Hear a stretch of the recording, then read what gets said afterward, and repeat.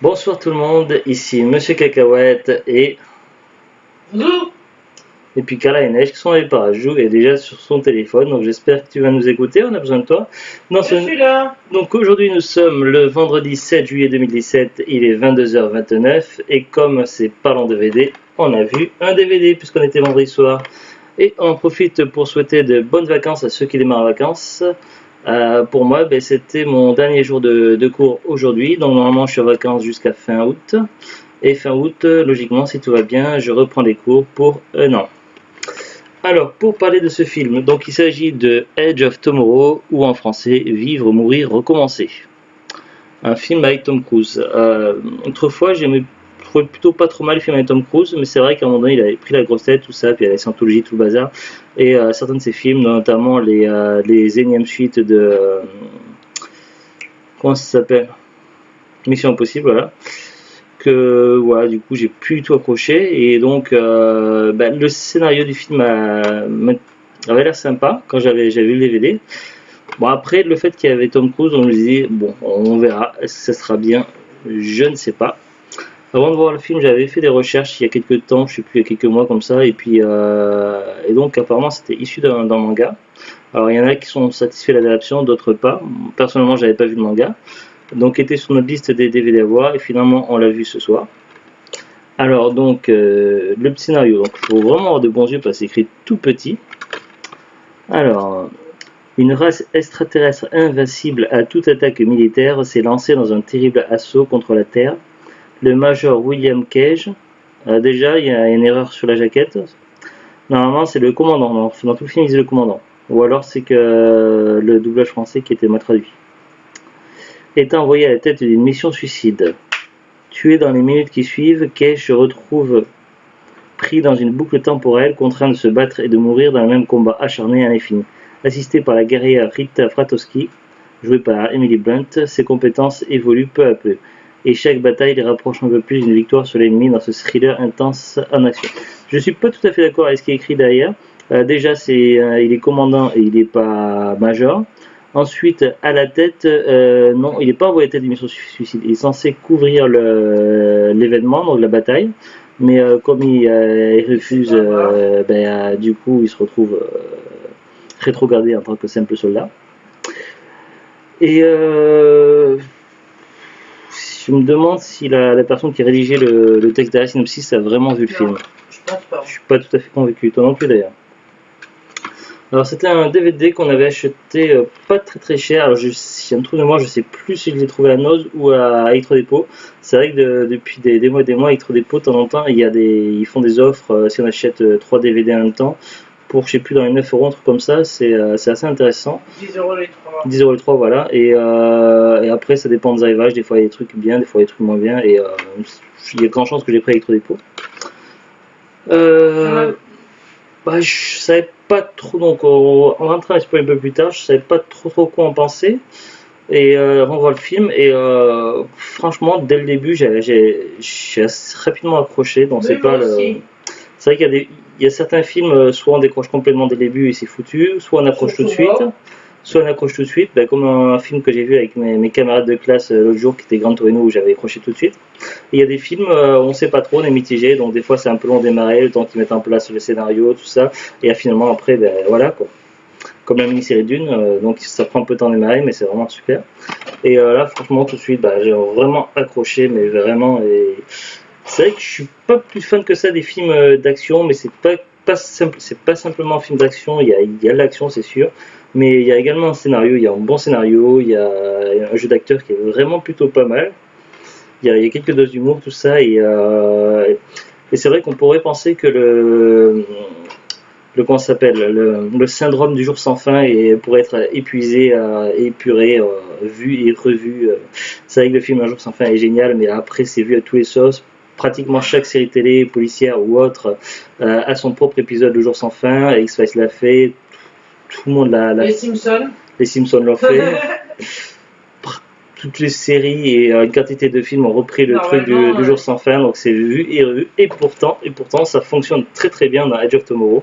Et franchement, voilà, on commence à voir et puis on suit, on va se bloquer dessus. Butters l'a fait. Non.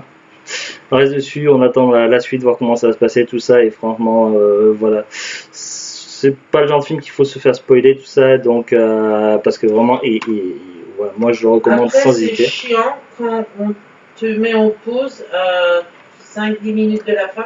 Oui, ben, j'ai eu une urgence WC, donc en général j'attends la fin du film, mais là je pouvais vraiment pas, il fallait que dans la seconde j'aille aux toilettes, donc là j'ai mis en pause, mais le moment où j'ai mis en pause c'était pile au moment de la fin de la résolution du film, donc c'est vrai que moi aussi ça m'a un peu agacé, mais c'est de ma faute, je le conçois. Ah, ça peut arriver, mais c'est vrai que c'est pas. Voilà. Mais franchement, voilà, faut, si vous Faut voir. aimez l'action, bon scénario, bon jeu d'acteur, il y a un peu tout, ça véhicule des émotions, tout ça, c'est pas des simples acteurs qui récitent leur texte, tout ça, c'est. Et c'est marrant, demain on voit un film avec sa femme, son ex-femme. Ah oui, avec Nicole Kidman. Mais on ne dit rien, ce sera la surprise.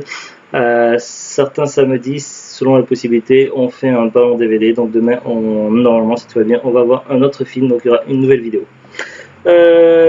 Donc voilà, donc pour la partie sans spoiler, donc je vais arrêter là. Donc maintenant on entre dans le domaine spoiler parce que j'ai vraiment envie de parler de ce film et d'en débattre un petit peu. Donc si vous ne voulez pas être spoilé, donc c'est maintenant qu'il faut arrêter la vidéo. Donc on se dit à bientôt et au revoir. Et si vous n'avez pas mis pause, vous n'avez pas stoppé, vous êtes toujours là, c'est que vous voulez qu'on en parle un peu plus du film. Donc nous voilà. Donc pour parler du scénario, donc bah, déjà oui, quand je dis que j'étais pas d'accord, donc le thriller, donc moi je qualifierais pas ça comme film comme thriller. Bon, c'est vrai que ce film partage plusieurs genres, mais c'est pour moi c'est pas ce que j'appelle un thriller. On pourrait le classer dans les films action, science-fiction, fantastique non, parce qu'il n'y a pas de dragon et tout comme ça, donc j'ai science-fiction, action, euh, aventure peut-être, dans les... Oui, non, peut-être pas aventure, mais dans les films quand même où il faut réfléchir quand même à un film, pas vraiment un film cérébral, mais quand même voilà, il y a quelque chose qui fait que... Enfin, le genre, pour moi, c'est plus science-fiction-action. Alors vraiment, donc, pour parler du film, donc voilà, c'est un militaire qui pour, je sais pas si on peut dire qu'il s'attache à son image, parce que c'est vrai qu'on sait peu de choses de sa carrière au début. Et c'est plutôt. Qui veut pas aller, qui a tout fait pour pas aller au front. Il planquait pas au niveau visuel parce qu'il montre son image dès le début, tout ça, il a des idées, tout ça, mais il ne veut surtout pas aller au front. Et à la base, on lui proposait une mission qui était normalement toute simple, de couvrir une bataille qui se voulait être historique. Et donc, un genre de porte-parole ou un truc comme ça, militaire. Oui, voilà. Et donc, il aurait été entouré de gardes du corps, de plein de soldats, tout ça.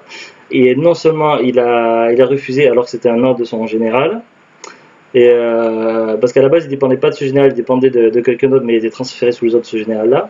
Il a refusé, mais en plus il est allé jusqu'à faire du chantage au général, et donc ça s'est mal fini pour lui. Il s'est retrouvé menotté et du coup embrigadé comme volontaire, donc rétrogradé, donc plus aucun grade. Et il se retrouve comme combattant au front sur la bataille qui est arrivée le lendemain. Et donc malheureusement il n'a aucun entraînement et il va devoir donc utiliser une armure robotisée, donc je sais pas comment on appelle ça, donc ça fait penser un petit peu à des mechas, mais c'est pas vraiment aussi gros que des mechas qu'on voit dans les films, c'est pas ces films, c'est des mini armures assistées, on peut appeler ça des armures assistées, donc ça le rend plus fort, des meilleures capacités. Après, il faut savoir la maîtriser, c'est ça le problème. Plus des armes accrochées, donc tout ça, des mitraillettes, des mini-canons, tout ça, donc c'est plutôt pas mal. Mais le problème, c'est qu'il y connaît rien et il va arriver sur le champ de bataille, donc en France, sur une plage française. Et ça. Et la fille dans l'histoire, c'est la première qui a combattu avec cette armure-là. Oui, effectivement, parce que la bataille de Verdun. En fait, il y a eu d'autres batailles beaucoup plus avant contre ces extraterrestres. Cette armure-là a été testée dans une bataille qui s'appelle la bataille de Verdun. Oui, une bataille historique. Bataille historique, pas celle que vous croyez qui s'est vraiment passée dans la réalité, mais une autre bataille historique qui s'est passée dans un événement futur, puisque c'est plutôt futuriste, mais passé pour eux. Faut avoir vu pour prendre le chemin en route. Mais voilà, donc il y a, en fait, c'est une invasion extraterrestre, donc, et il y a plusieurs espèces d'extraterrestres. Trois, donc les simples mimiques, les extraterrestres de base, les alphas, donc cette sorte d'officiers extraterrestres, on va dire, et puis l'oméga, donc extraterrestre que l'on ne voit quasiment jamais, et qui est un petit peu le chef qui chapeaute tout ça. Donc la fille que l'on voit là, qui va être un des personnages principaux, donc elle a remporté, donc elle a été la première à utiliser ce genre d'armure et elle a remporté donc une victoire sur la bataille de Verdun. La France et l'Europe et plusieurs pays ont été les premiers à tomber sous le joug des extraterrestres. Il reste plus beaucoup d'endroits pour le lutter.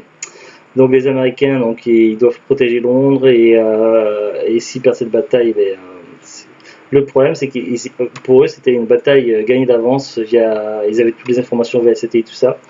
Mais malheureusement les extraterrestres semblaient bien renseignés et ils ne pouvaient rien faire, donc tous les soldats se font décimer. Ce qu'il y a, c'est que ce soldat, donc le commandant qui devrait retrouver les soldats, il arrive à tuer un des extraterrestres, et en mourant du sang extraterrestre, un alpha qui était connecté à l'oméga, puisque lorsqu'un alpha est tué, l'oméga remonte le temps pour sauver l'alpha, et parce que les oméga estiment qu'à partir du moment où un alpha qui meurt, donc c'est qu'il y a un problème, donc ils remontent le temps automatiquement. Et c'est pour ça qu'ils sont si forts à battre ces extraterrestres, qu'ils sont si balèzes, qu'ils sont imbattables, c'est pas qu'ils sont quasiment invincibles, parce que chaque fois que ça va pas, ils remontent le temps et ils changent ils combattent différemment pour contrer les humains. Et ce qu'il y a, donc en tuant un alpha qui était connecté à l'oméga, donc le sang extraterrestre se mélange au sang du commandant donc de Cage, qui est devenu soldat, et du coup, au lieu de mourir simplement, il revient à la vie, mais un jour avant. C'est lui qui devient le détonateur, en fait. Qui devient le début de la boucle. Voilà. Donc, donc chaque fois qu'il va mourir, donc il reviendra le jour d'avant. Et donc il va essayer d'orienter ça à son avantage, de comprendre ce qui se passe. Et finalement, il va vite comprendre qu'il n'a pas de choix, il doit vaincre l'Oméga pour en finir une bonne fois pour toutes. Il va trouver des alliés, notamment cette femme-là, puisqu'elle a eu ce même pouvoir, mais elle a perdu. Le problème, c'est qu'elle a perdu ce pouvoir-là lors d'une transfusion, et puisque du coup le sang n'était plus le même, donc et du coup elle a besoin de lui dans son aide pour remporter la victoire contre les extraterrestres. Donc le film va être orienté là-dessus, et il va se passer vraiment beaucoup de choses, donc je vais essayer de ne pas trop spoiler davantage. Mais voilà, c'est vraiment épique, tout ça, c'est assez impressionnant. Et apparemment, donc j'ai regardé sur internet vite fait, il y aurait une suite à venir qui sortirait probablement en 2008 au cinéma, à moins que ce soit repoussé. Je ne sais pas encore, donc la fin pourrait déboucher du film pourrait déboucher sur une suite, donc je ne vois pas ce qui pourrait gêner ce qu'il y ait une suite. En espérant que Tom Cruise ne prenne pas la grosse tête comme il a déjà pris par le passé dans les médias et tout ça, et qu'il fasse n'importe quoi. Sur le tournage, je sais pas si. Enfin, voilà, peut-être qu'il est professionnel sur le tournage des films, je sais pas, mais en tout cas, j'espère qu'il sera aussi sérieux que dans ce film-là, parce que franchement, voilà, il a assuré dans le film, et même les autres acteurs, tout ça, ils étaient tous au top, donc. C'est le titre par contre du film en français qui est pas très inspiré, Vivre, Mourir, Recommencer, parce que surtout s'il y a une suite qui sort, ils vont l'appeler comment? Ils vont l'appeler Vivre, Mourir, Recommencer 2. Ça claque plus quand même Edge of Tomorrow, je trouve. Voilà, donc je vais pas trop spoiler, mais franchement le film est top. Il y a un petit instant au début où on voyait qu'on avait une petite publicité, campagne de recrutement, tout ça, et ça m'a beaucoup fait penser à Starship Troopers au début, ce qui fait de la pub, tout ça, mais c'est pas encore pareil, mais peut-être est-ce que c'était un petit clin d'œil à Starship Troopers, tout ça, ça m'y a fait penser, tout ça. Mais Starship Troopers, c'est vraiment un film culte qu'il faut avoir vu au moins une fois dans sa vie. Ah bon? Je connais pas. Mais lorsqu'on pourra, on essaiera de voir, mais voilà, il faudrait que je le retrouve, le DVD. puisque je ne l'ai pas, donc il faudrait que je l'achète. Donc voilà, pour moi c'est un film que je recommande sans problème et j'ai vraiment trouvé top top. Quelques mots là-dessus, Zouglut? Non, c'était super. Des critiques, Mais des non, moments mais j'ai clés? parlé, j'ai dit tout ce que j'avais à avoir dit. D'accord. Pendant que tu parlais, je parlais aussi. Là. D'accord, sur ce, on se retrouve prochainement pour de nouvelles vidéos et je vous dis à très bientôt et au revoir et passez de bonnes vacances. Au revoir.